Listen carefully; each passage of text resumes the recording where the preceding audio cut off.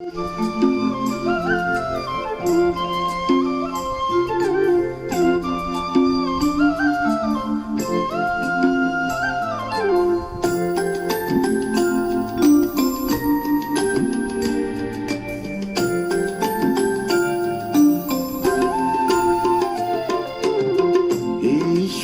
से जो प्रीत लगाए बन जाए वो गुणवान। ईश्वर से जो प्रीत लगाए बन जाए वो गुणवान। उच्च विचार शुभ कर्मों से, उच्च विचार शुभ कर्मों से जग में बनता सबसे महान, जग में बनता सबसे महान। ईश्वर से जो प्रीत लगाए बन जाए वो गुणवान, बन जाए वो गुणवान।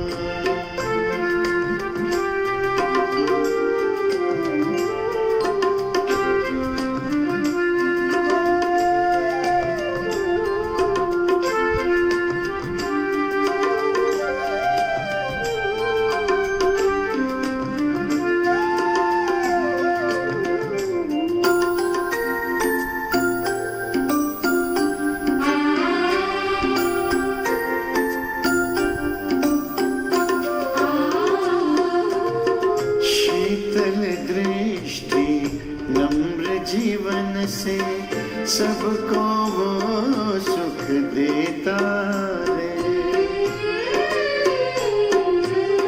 शीतल दृष्टि नम्र जीवन से सबको वो सुख देता है। जैसे बरसे झरझर बादल दिल से दुआएं लुटाता है। निर्मल चिंतन निस्वार्थ भाव से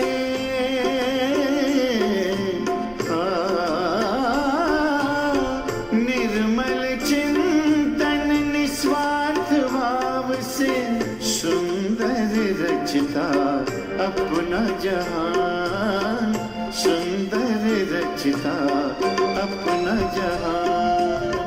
ईश्वर से जो प्रीत लगाए बन जाए वो गुणवान, बन जाए वो गुणवान।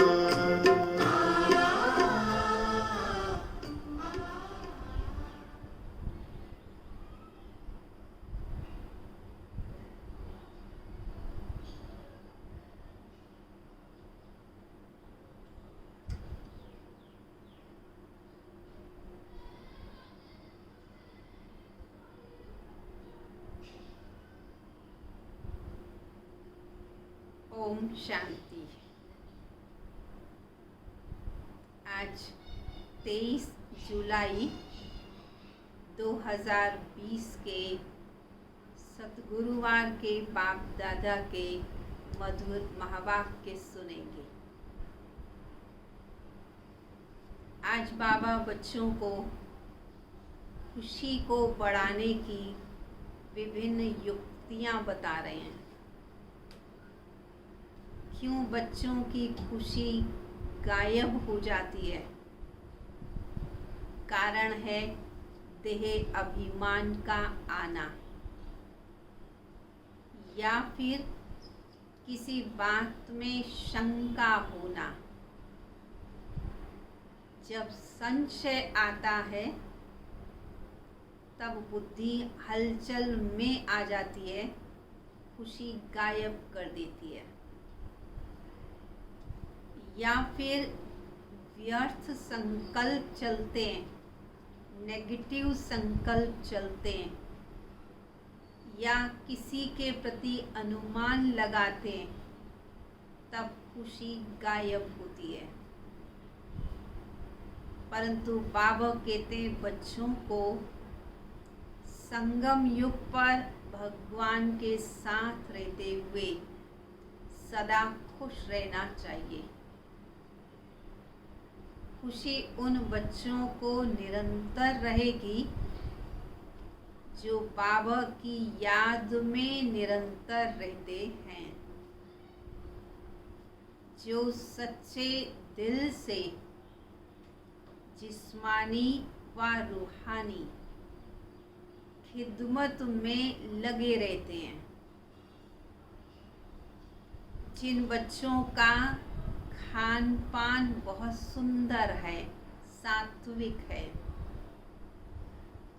जिन बच्चों की चलन बहुत रॉयल है, ऐसे बच्चे सदा बाबा की छत्र छाया में रहते खुशी का अनुभव करते हैं।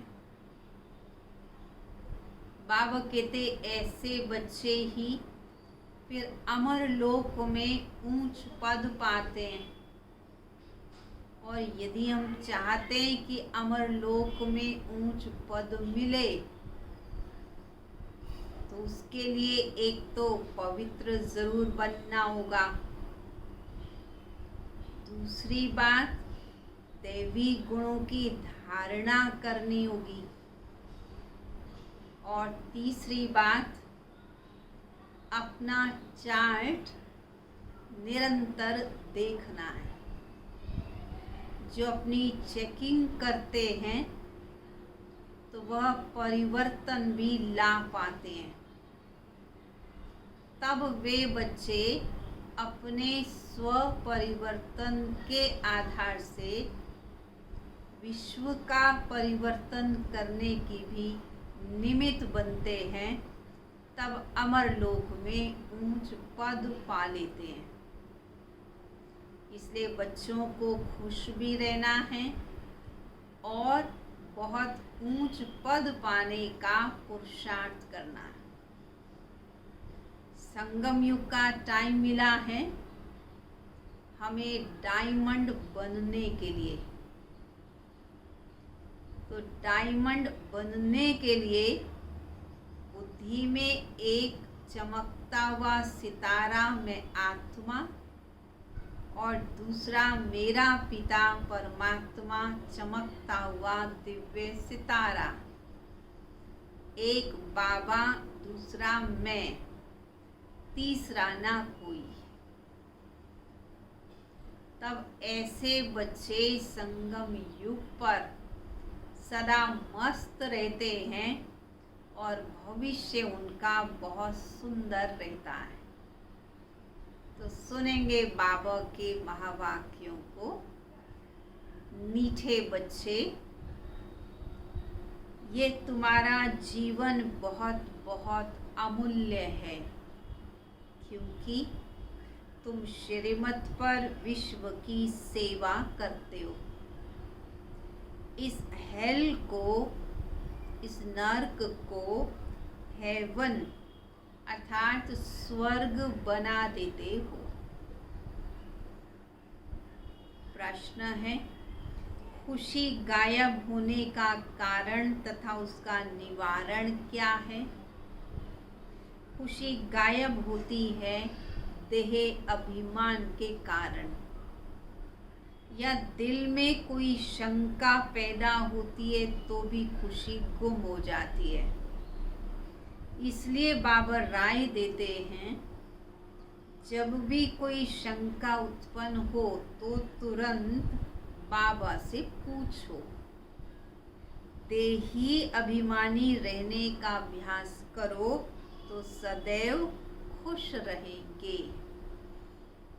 ओम शांति।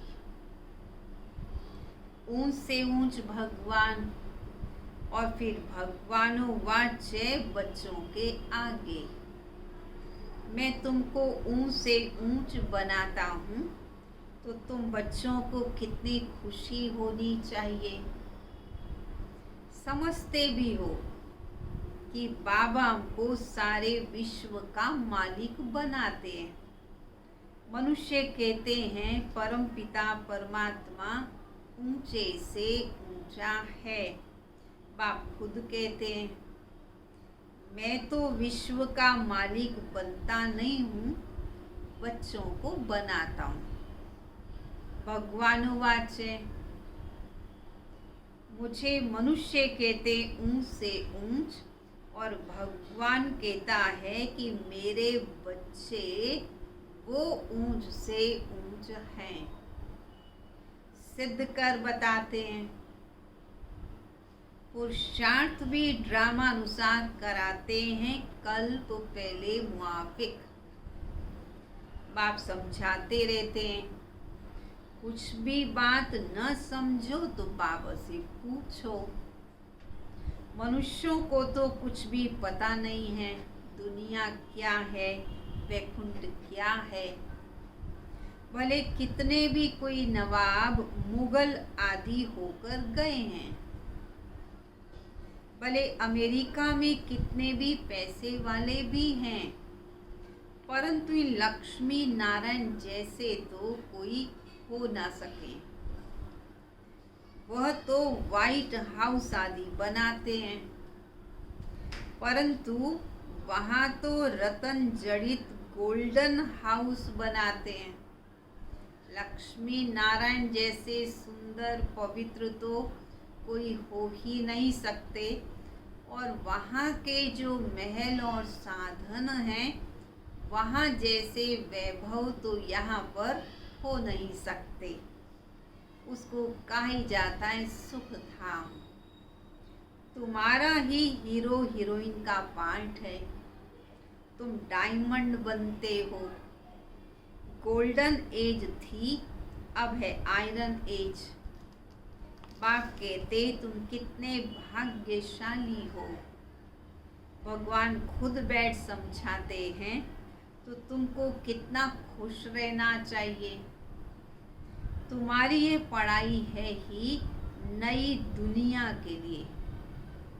ये तुम्हारा जीवन बहुत अमूल्य है, क्योंकि तुम विश्व की सर्विस करते हो। बाप को बुलाते ही हैं, आओ आकर के नर्क को स्वर्ग बनाओ। हेवनली गॉड फादर उन्हें कहते हैं। बाप कहते तुम हेवन में थे ना, अब तो हेल में हो, फिर हेवन में होंगे। नर्क शुरू होता है तो फिर स्वर्ग की बातें भूल जाती हैं। ये तो फिर भी होगा, फिर भी तुमको गोल्डन एज से आयरन एज में आना ही होगा। बाबा बार बार बच्चों को कहते हैं, दिल में कोई भी शंका हो, जिसे खुशी गायब होती हो, तो बाबा को बताओ। बाप बैठ पढ़ाते हैं तो बच्चों को पढ़ना भी चाहिए ना। खुशी नहीं रहती, क्यों नहीं रहती खुशी? क्योंकि तुम देह अभिमान में आ जाते हो। खुशी तो होनी चाहिए ना।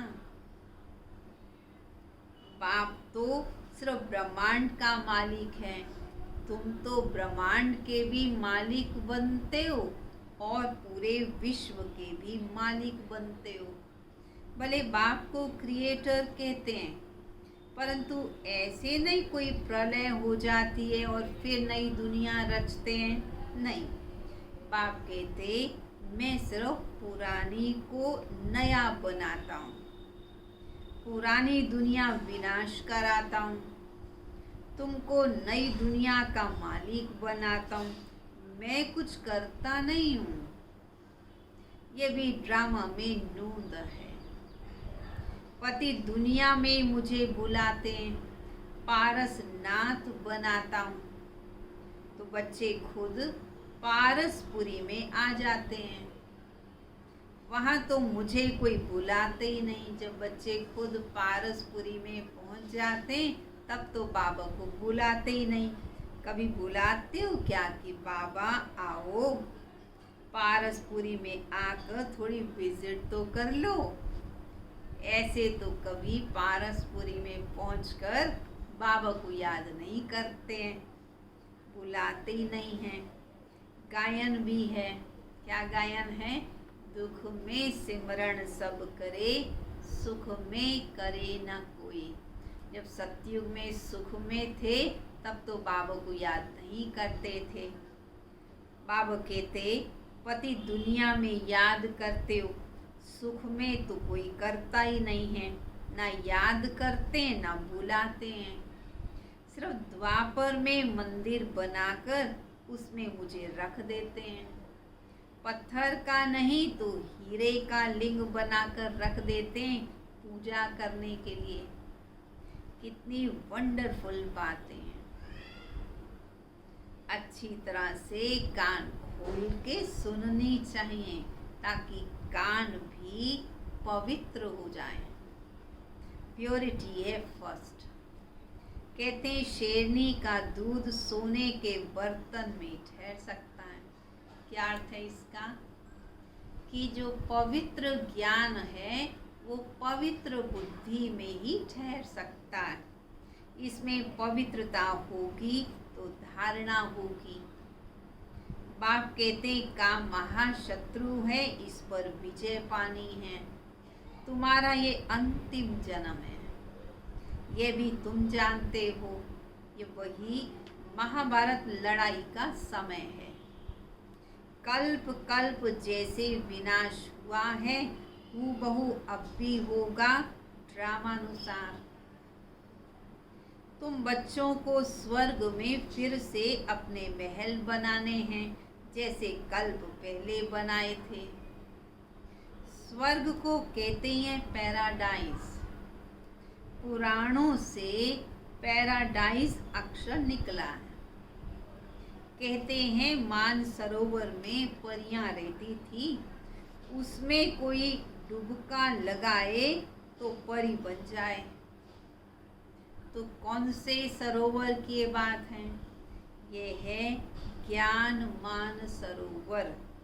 उसमें तुम देखो क्या से क्या बन जाते हो। ज्ञान सुनते समझते देखो एकदम सुंदर परी बन जाते हो। शोभनीक को परी कहते हैं। ऐसे नहीं कोई पंखों वाली कोई परी होती है। जैसे तुम पांडवों को महावीर कहते हैं, ऐसे सुंदर को परी कह देते हैं। उन्होंने पांडवों के बड़े बड़े चित्र गुफाएं आदि बना दी। भक्ति मार्ग में कितने पैसे खर्च करते हैं। बाप कहते हमने तो बच्चों को कितना साहूकार बनाया, तुमने इतने पैसे सब कहाँ कर दिए। भारत कितना साहूकार था, अभी भारत का देखो क्या हाल है। जो 100% सॉल्वेंट था अब 100% इनसॉल्वेंट बन गया है। अभी तुम बच्चों को कितनी तैयारी करनी चाहिए। बच्चों आदि को भी यही समझाना है। क्या समझाना है? कि एक शिव बाबा को याद करो तो तुम श्री कृष्ण जैसा बन जाओगे। श्री कृष्ण कैसे बना ये किसी को पता ही नहीं है। पिछले जन्म में शिव बाबा को याद करने से ही कृष्ण बना। तो तुम बच्चों को कितनी खुशी रहनी चाहिए। लेकिन अपार खुशी उन्हें ही रहेगी। किन्हें रहेगी खुशी अपार? जो सदा दूसरों की खिदमत में रहते हैं। मुख्य धारणा चलन बहुत बहुत रॉयल हो। खिदमत करें, चलन रॉयल हो, खान पान बहुत सुंदर हो। तुम बच्चों के पास जब कोई आते हैं तो उनकी हर प्रकार से खिदमत करनी चाहिए, स्थूल में भी और सूक्ष्म में भी। जिस्मानी रूहानी दोनों करने से बहुत खुशी होगी। तो कोई भी आए तो उनको तुम सच्ची सत्यनारायण की कहानी सुनाओ। शास्त्रों में तो क्या क्या कहानियां लिख दी हैं। विष्णु की नाभि से ब्रह्मा निकला, फिर ब्रह्मा के हाथ में शास्त्र दे दिए। अब विष्णु की नाभि से ब्रह्मा कैसे निकलते हैं, ये भी एक राज है। ये तो किसी को पता ही नहीं कि वही विष्णु पुनर्जन्म लेते लेते अंतिम जन्म में ब्रह्मा बनते हैं। ये ज्ञान सिर्फ बाबा के बच्चों की बुद्धि में ही है, और कोई इन बातों को कुछ समझ ना सके। नाभि से निकलने की तो बात ही नहीं है। ब्रह्मा सो विष्णु, विष्णु सो ब्रह्मा बनते हैं। ब्रह्मा को विष्णु बनने में 1 सेकंड लगता है। सेकंड में जीवन मुक्ति कहा जाता है। बाप ने साक्षात्कार कराया, तुम विष्णु का रूप बनते हो। शिव बाबा ने ब्रह्मा बाबा को विष्णु चतुर्भुज का साक्षात्कार कराया और ये कहा कि तुम ही विष्णु हो, तुम्हें विष्णु बनना है। सेकंड में निश्चय हो गया ब्रह्मा बाबा को। फिर विनाश का साक्षात्कार भी हुआ। नहीं तो कलकत्ता में जैसे राजाई ठाड़ से रहते थे, कोई तकलीफ नहीं थी, बड़ा रॉयल्टी से रहते थे। अब बाप तुम्हें ये ज्ञान रत्नों का व्यापार सिखलाते हैं। ब्रह्मा बाबा तो अपनी गृहस्थी, अपने व्यापार में बहुत बिजी थे, सुखी भी थे, परंतु जब शिव बाबा ने अनेक प्रकार के साक्षात्कार करा दिए तो ब्रह्मा बाबा का तीसरा नेत्र खुल गया।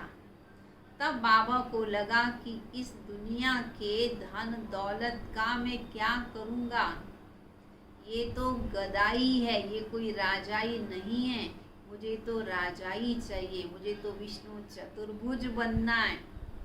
ये ब्रह्मा बाबा को समझ में आ गया। वह व्यापार तो इनके आगे कुछ भी नहीं है, परंतु उनके पार्ट और तुम्हारे पार्ट में तो बहुत फर्क है। ब्रह्मा बाबा को तो साक्षात्कार हुआ तो झट बाबा ने सबको समेट दिया, सब कुछ शिव बाबा पर न्योछावर कर दिया। वैसे तुम बच्चों को भी ज्ञान मिला, परंतु ब्रह्मा बाबा के पार्ट में और तुम बच्चों के पार्ट में तो बहुत फर्क है। बाबा ने इनमें प्रवेश किया और फट से सब छोड़ दिया। पट्टी बननी थी, तुमने भी सब कुछ छोड़ा, नदी पार करके आए, भट्टी में पड़े, क्या क्या हुआ, किसी चीज़ की परवाह ही नहीं की। फिर कहते श्री कृष्ण ने भगाया। अब ये तो ब्रह्मा बाबा की बात थी, पर क्यों भगाया? पटरानी बनाने के लिए। ये भी भट्टी बननी थी। जब सारी दुनिया का परिवर्तन करना है तो एक टीम चाहिए थी, जो पूरी टीम स्थापना के कार्य में शिव बाबा की मददगार बने। इसलिए उस समय घर बार छोड़ के भी वो आ गए। आज वो बात नहीं चलती है। आज बाबा कहते अगर किसी को सेवा केंद्र पर समर्पित रूप से यदि सेवाएं देनी है तो भी उसके लिए परमिशन चाहिए, बहुत प्रकार की जानकारियां चाहिए, तब सेवा केंद्र पर रह सकते हैं, अन्यथा ऐसे नहीं रह सकते हैं। पर शुरू में तो भट्टी बननी थी, फिर सब आ गए। तुम बच्चों को स्वर्ग की महारानी बनाने के लिए बाबा ने भगाया। शास्त्रों में तो क्या क्या लिख दिया, प्रैक्टिकल में क्या है सो तुम समझते हो। भगाने की तो कोई बात है नहीं। कल पहले भी गाली मिली थी, नाम बदनाम हुआ था। ये तो ड्रामा है, जो कुछ होता है कल को पहले मुआफिक। पहले भी ऐसे ही बहुत सारी बातों के कारण सहन करना पड़ा था। लोगों के अंदर भिन्न भिन्न प्रकार की भ्रांतियाँ आ गई थी, इसलिए उनकी निगाहों में कुछ और बात आ गई थी। इसलिए बाबा कहते बच्चे अनेक प्रकार की बातें शुरू में बनी, परंतु वास्तविकता को जब समझा तब वो सब बातें समाप्त हो गई। अभी तुम अच्छी रीति जानते हो, कल्प पहले जिन्होंने राज्य लिया है वो जरूर आएंगे। बाप कहते मैं भी कल्प कल्प आकर भारत को स्वर्ग बनाता हूँ। पूरा 84 जन्मों का हिसाब बताया है। सतयुग में तुम अमर रहते हो, वहाँ अकाले मृत्यु होती नहीं। शिव बाबा काल पर जीत पहनाते हैं, कहते हैं मैं कालों का काल हूँ। तुम काल पर विजय पाते हो। तुम जाते हो अमरलोक में। अमरलोक में ऊंच पद पाने के लिए एक तो क्या करना है, एक तो पवित्र बनना है, दूसरा फिर दैवी गुण धारण करने हैं, तीसरा अपना रोज का पोता मेल देखना है। रावण द्वारा तुमको घाटा पड़ा और मेरे द्वारा फायदा होता है। व्यापारी लोग इन बातों को अच्छी रीति समझेंगे। क्यों बाबा कहते व्यापारी समझेंगे? क्योंकि उनकी कोई सैलरी फिक्स नहीं होती है, इसलिए फायदे घाटे को तो उनको देखना पड़ता है। तो बाबा कहते कोई बिरला व्यापारी ये शिव बाबा से व्यापार कर सकता है। तुम व्यापार करने आए हो। कोई तो अच्छी रीति व्यापार कर स्वर्ग का सौदा लेते 21 जन्मों के लिए। 21 जन्म भी क्या, 50-60 जन्म तुम सुखी रहते हो, पदम पति बनते हो। देवताओं के पैर में पदम दिखाते हैं, अर्थ थोड़ी समझते हैं। तुम अभी पदम पति बन रहे हो तो कितनी खुशी होनी चाहिए। बाप कहते मैं कितना साधारण हूँ, तुम बच्चों को स्वर्ग में ले जाने आया हूँ। बुलाते भी हो, हे पतित पावन आओ, आकर हमें पावन बनाओ। पावन रहते हैं सुखधाम में। शांति धाम की कोई हिस्ट्री ज्योग्राफी तो हो नहीं सकती। शांति धाम तो है आत्माओं का झाड़। सूक्ष्म वतन की कोई बात ही नहीं है। बाकी सृष्टि चक्र कैसे फिरता है वह तो तुम जान गए हो। सतयुग में लक्ष्मी नारायण की डिनाइस्टी थी। ऐसे नहीं कि एक ही लक्ष्मी नारायण सिर्फ राज्य करते हैं, पर वृद्धि तो होती रहती है ना। फिर द्वापर में वही पूज्य सो फिर पुजारी बनते हैं। मनुष्य फिर परमात्मा के लिए कह देते हैं आप ही पूज्य, आप ही पुजारी। वास्तव में बाबा ये बता रहे थे कि सतयुग में तुम पूज्य थे, देवी देवता थे। पुनर्जन्म लेते लेते जब तुम द्वापर युग में आए तो तुम पुजारी बने। तो इसलिए कहते आप ही पूज्य, आप ही पुजारी। परंतु लोग भगवान के लिए समझ लेते हैं आप ही पूज्य, आप ही पुजारी। जैसे परमात्मा को सर्वव्यापी कह देते हैं, ऐसे पूज्य पुजारी भी परमात्मा को कह देते हैं। इन बातों को तुम ही समझते हो। आधा कल्प तुम गाते आए हो ऊंच से ऊंच भगवान, और अब भगवानों वाचे ऊंच से ऊंच बच्चे हो। बाबा कहते तुम बच्चे मेरे से भी ऊंचे हो। तो ऐसे बाबा की राय पर भी चलना चाहिए ना। ग्रस्त व्यवहार भी संभालना है। यहाँ तो सब रह ना सके।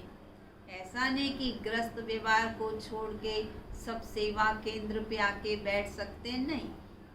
सब अगर रहने लगे तो कितना बड़ा मकान बनाना पड़े, ये भी तुम एक दिन देखोगे।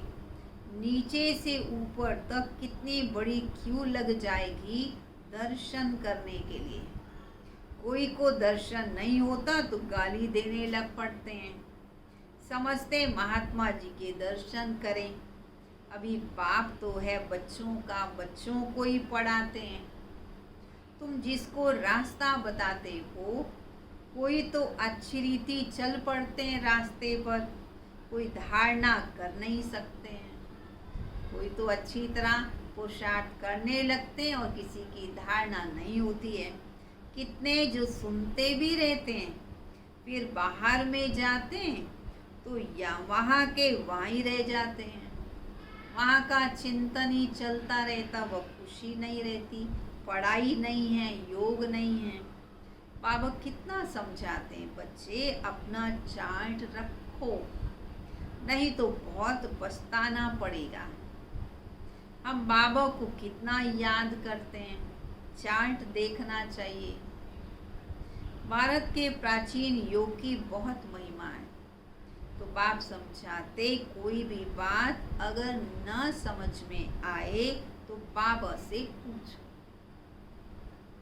पहले तुम कुछ नहीं जानते थे।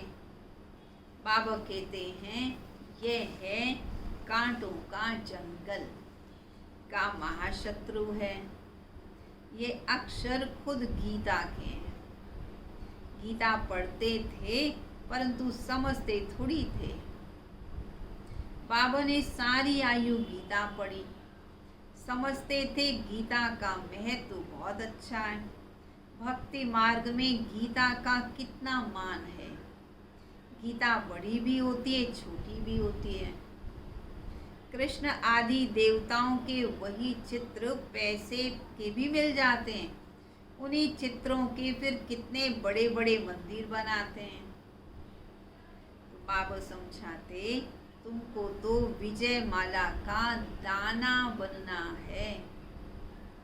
ऐसे मीठे मीठे बाबा को बाबा बाबा कहते रहो।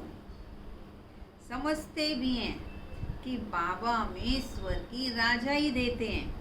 फिर भी कई बच्चे ज्ञान सुनंती कथंती अहो माया पारगति देवंती। बाबा कहा तो बाबा माना, बाबा निश्चय होना चाहिए। बाबा का हाथ छोड़ने की तो बात ही नहीं है। भक्ति मार्ग में भी गाया जाता, पतियों का पति गुरुओं का गुरु एक ही है। वो हमारा फादर है, ज्ञान का सागर पतित पावन है। तुम बच्चे कहते हो बाबा हम कल्प कल्प आपसे वर्षा लेते आए हैं, कल्प कल्प मिलते हैं। अब बेहद के बाप से हमको ज़रूर बेहद का वर्षा मिलेगा। मुख्य है ही अल्लफ, उसमें बे तो मर्ज है। बाबा माना वर्षा, वह है हद का और यह है बेहद का। हद के बाबा तो ढेर के ढेर हैं, बेहद का बाप तो एक ही है। अच्छा, मीठे मीठे 5000 वर्ष बाद फिर से आकर मिलने वाले बच्चों प्रति बाप दादा का याद प्यार और गुड मॉर्निंग। रूहानी बाप की रूहानी बच्चों को नमस्ते।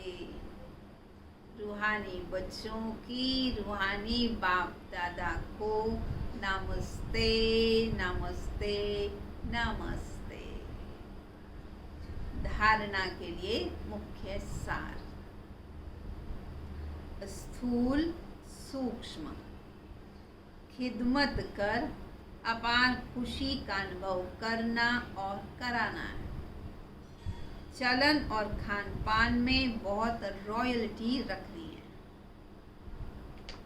अमर लोक में ऊंच पद पाने के लिए पवित्र बनने के साथ साथ दैवी गुण भी धारण करने हैं।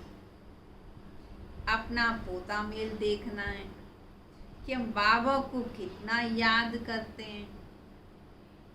अविनाशी ज्ञान रत्नों की कमाई जमा कर रहे हैं, ये भी चेक करें।